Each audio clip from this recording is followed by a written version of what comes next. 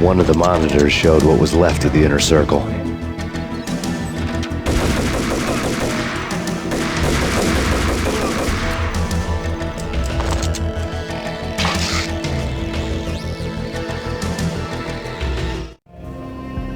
On screen, the so-called corpse of Alfred Woden stood up, miraculously waking from his dirt nap, looking smug among his dead pals. In the land of the blind, the one-eyed man is king. I didn't know how he'd pulled it off, but it was a pretty slick way to get out of all his promises. Most of what he had said fit too well to be a load of crap.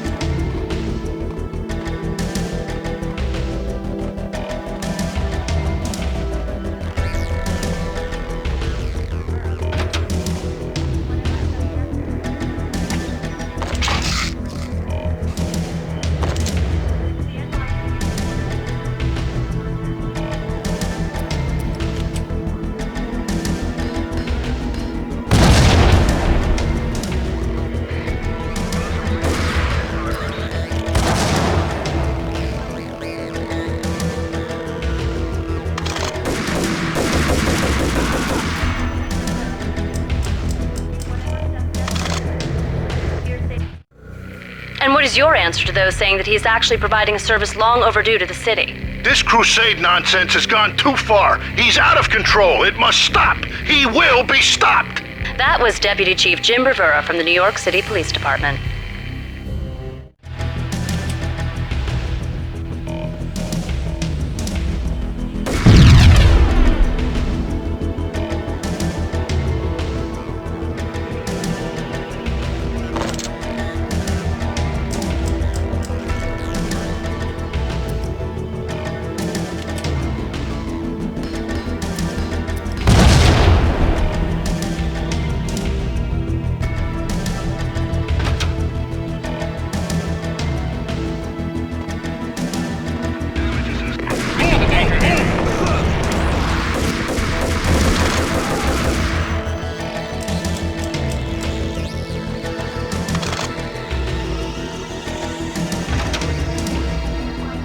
A videotape lay on the desk. Nicole Horn had blackmailed the inner circle into silence. The tape came with a curt extortion note on a piece of expensive paper. I remembered Candy Dawn taping her clients in action on the side, selling the tapes to the highest bidder. I was sure that kinky sex was nowhere near Alfred Woden's worst sin. But I had a feeling that when this was over, any collateral would come in handy.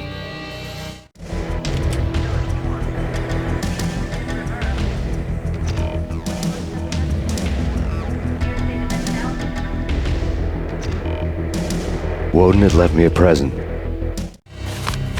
Woden had taken care of my mission preps with military precision. The critical areas in the Aesir Corporation headquarters blueprints were circled in red.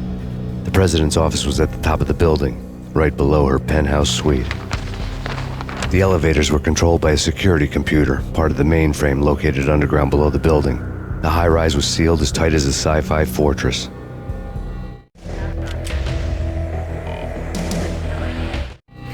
Nothing seems to stop Aesir Corporation's phenomenal victory march. Incredibly, the stocks are still rocketing. Worried experts already see a danger in the company's success. Some have gone as far as to say that Aesir Corporation is about to become an even bigger monopoly than Microsoft ever was.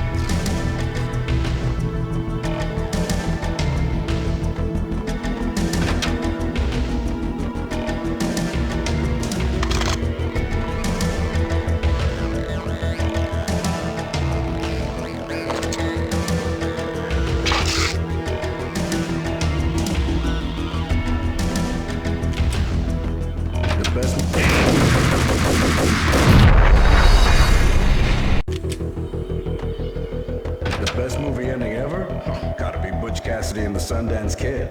A hero's end, going out with guns blazing. Never heard of it? No? Okay, newer stuff then.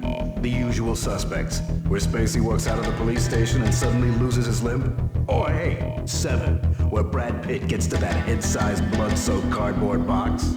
Now I know. Freaking zombie demons from outer space. Drowning in blood was cool. Oh, why do I even bother? Sometimes, honestly, I don't know. What the? What the? Hey!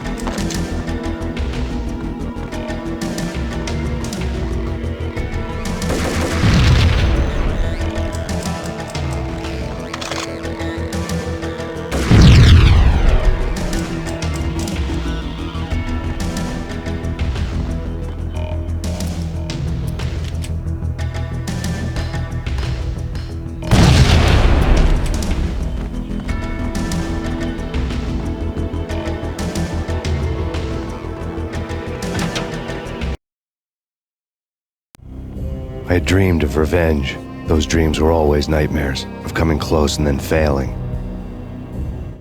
Now I was close. I had a name to guide me, Nicole Horn. I had nothing to lose.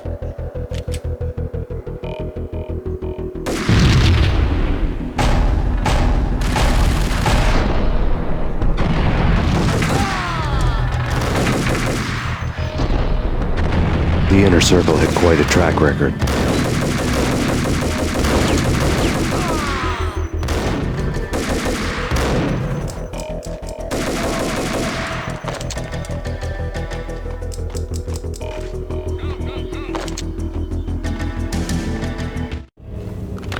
Project Valhalla had not been the only thing the Inner Circle had been involved in.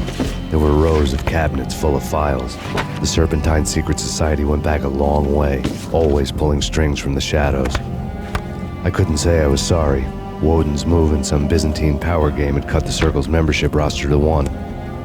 The old man wanted me on cleanup duty. It was my mess, too.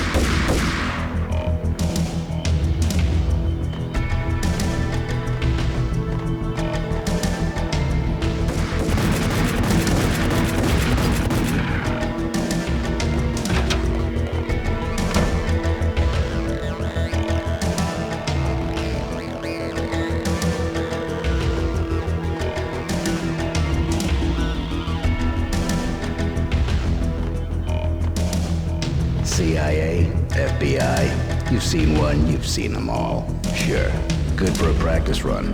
But this, working for her, oh, this is the real thing. The money's astronomical. And best of all, you get to kill any scumbag who gets in your way. License to kill. Like James Bond.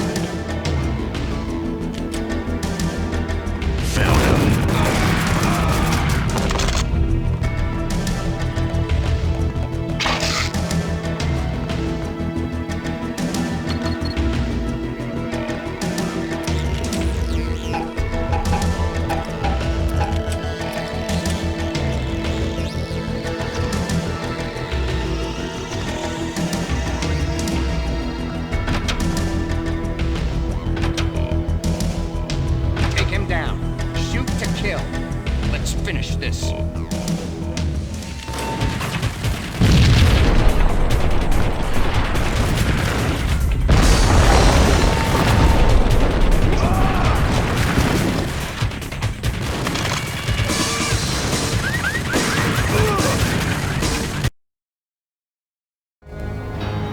Wasn't the most original approach to the problem. It wasn't as if it hadn't all been done before. An eye for an eye, the first principle of revenge. Old as dirt, still going strong.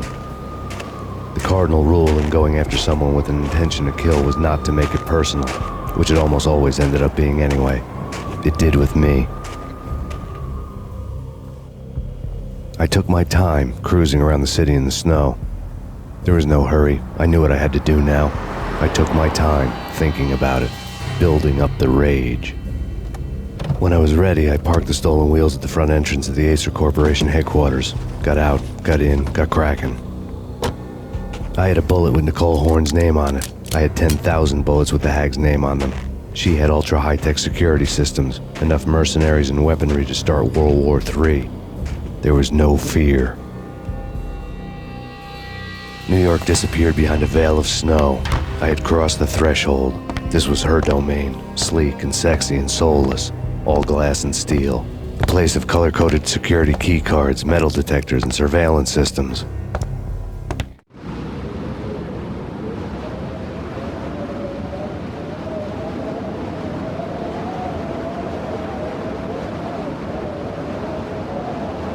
Colder than a walk-in fridge. Cold as a gun.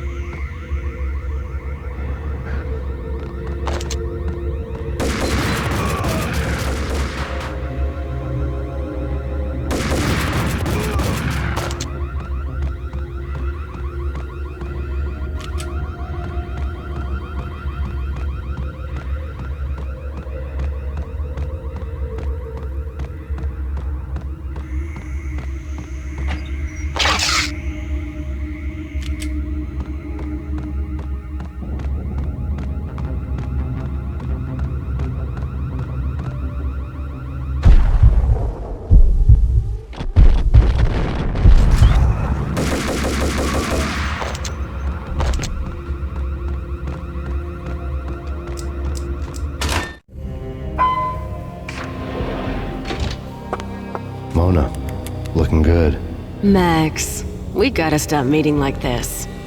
It will be a cold day in hell before I let a narc cop stop me. Miss Sachs, do your job. Relax, Max. You're a nice guy. I don't kill nice guys. You're not bad yourself. It was different when Horn wanted Punchinello dead. To cut her ties to the Mafia. He deserved to die. The same goes with her. She's the bad guy here. Her sister was whispering to her in my favor. I knew the appetites of ghosts intimately. They hungered for revenge. No! A gunshot boomed and she fell down in slow motion. She was a nice girl, not really a stone-cold killer. And now she was stone-cold dead. Like religious fanatics or loyal samurai, Horn's private army was coming at me. Send me back up.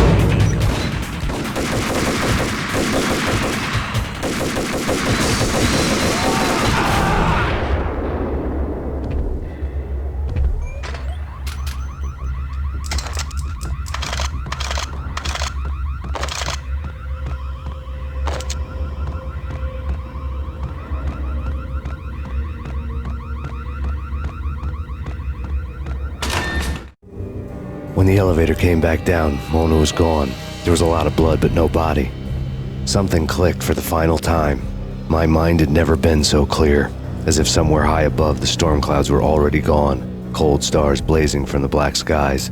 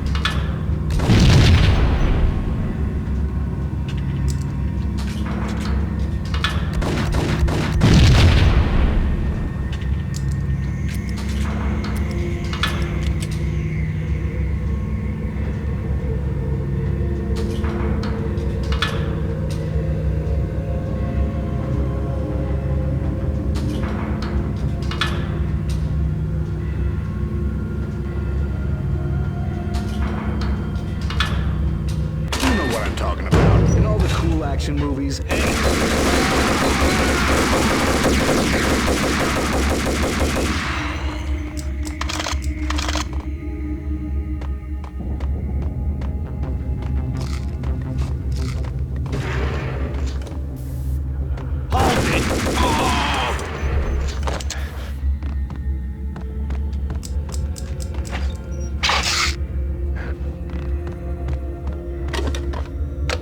I had elevator access to the mainframe. From there, I'd be able to override the security locks and get to her office.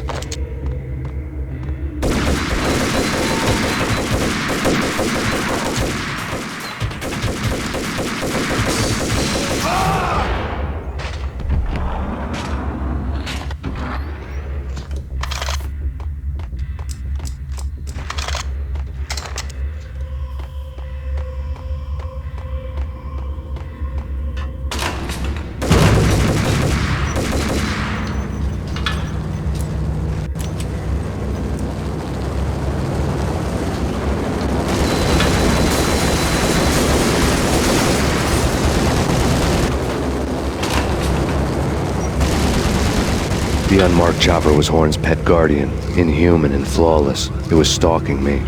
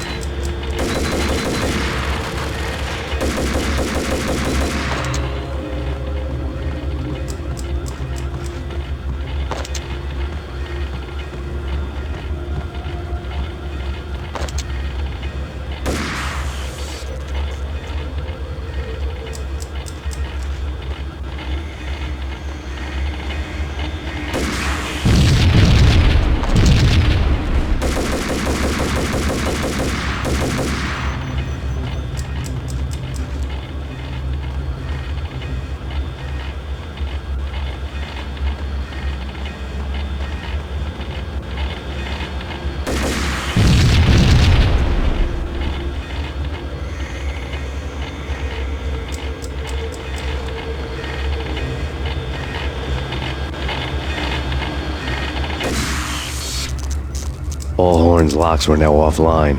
All bets were off. The elevator would take me all the way up.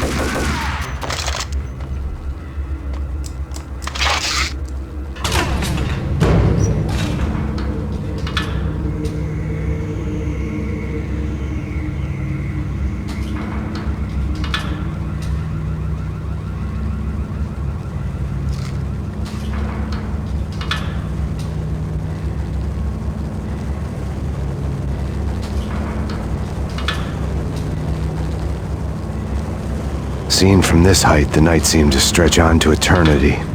A hint of desperation had crept into the snowstorm, as if it was trying to get it all out before the end.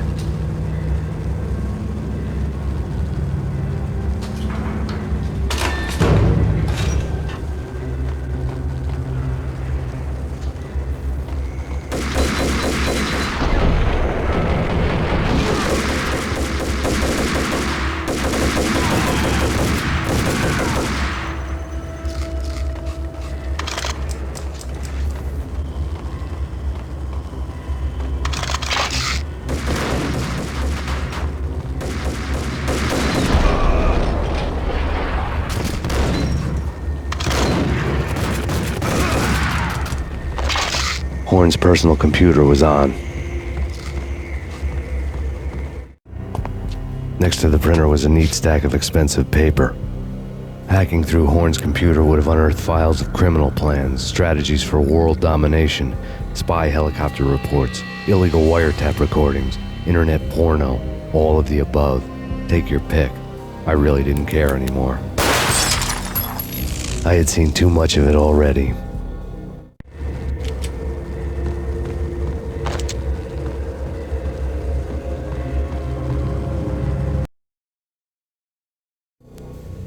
Valkyr had been meant to be a white-winged maiden that would lift you to a warrior's heaven, but it turned out to be a one-way demon ride to hell. The devil was in the drug. I knew. I had met him.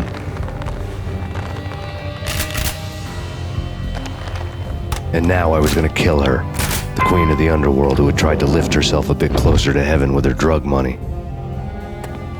No begging, no bribes. She knew better. Honor among killers. We who were about to die. Both of us knew how this would end, in pain and suffering. All this because your wife stuck her nose into things that were none of her business. The cops were coming to take me away. The sirens were like a bad conscience I couldn't shake. It's ridiculous you've made it this far. You won't be alive when they get here. Stop him!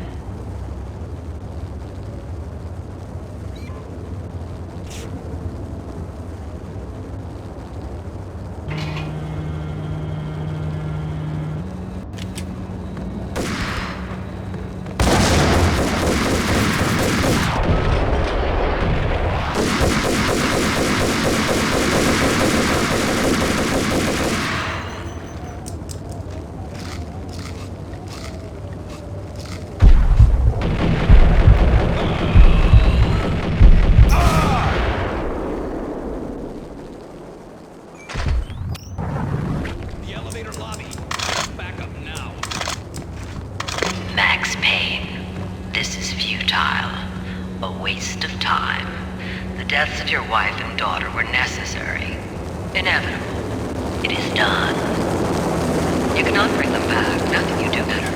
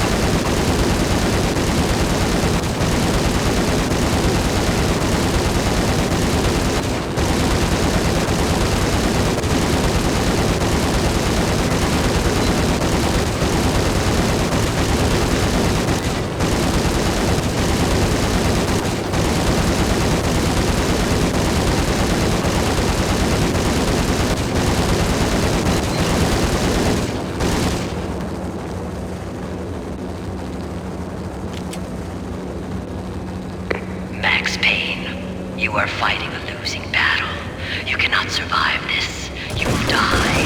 Stop fighting. Make it easy for yourself. Accept your fate. You will die here.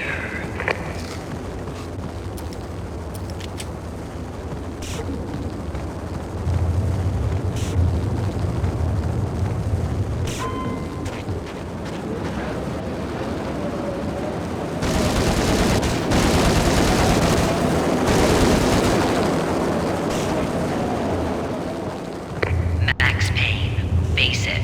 You are up against an unbeatable force. You have already lost. You have lost. Only death will set you free from your pain. Accept it. Surrender. Give up.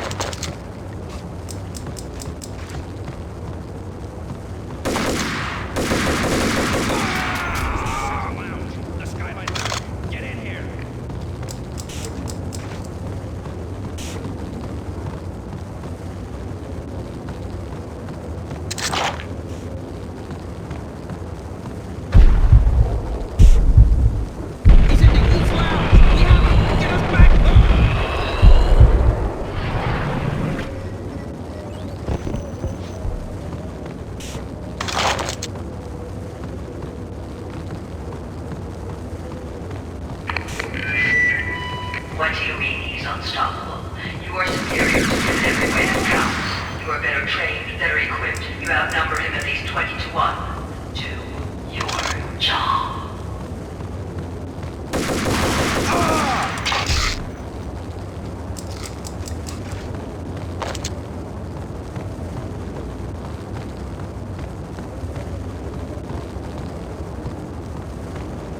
Not a step further. Necessary.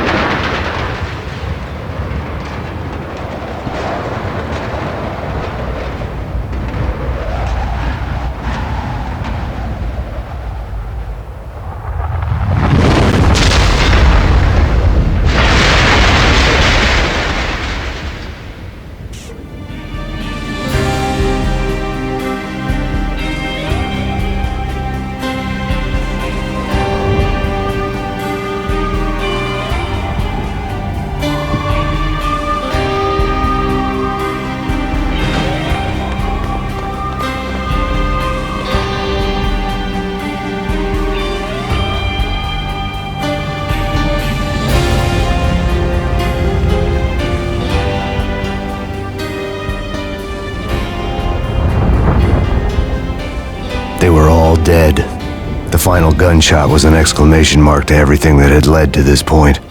I released my finger from the trigger. And then it was all over. The storm seemed to lose its frenzy. The ragged clouds gave way to the stars above. Max Payne, this is Deputy Chief Jim Bravura from the NYPD. We've got the building surrounded. Throw down your weapons and lie down with your hands behind your head. A bit closer to heaven.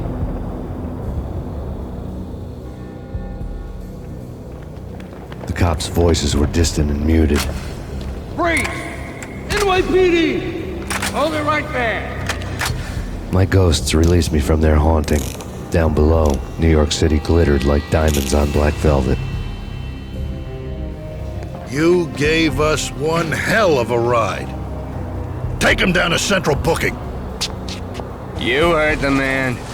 Woden was there in the crowd, standing by the sidelines. It wouldn't be over till the man with the patch would say so. He'd say the right words. I knew he would. He'd better.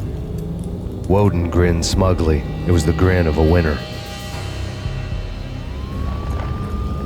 That made two of us.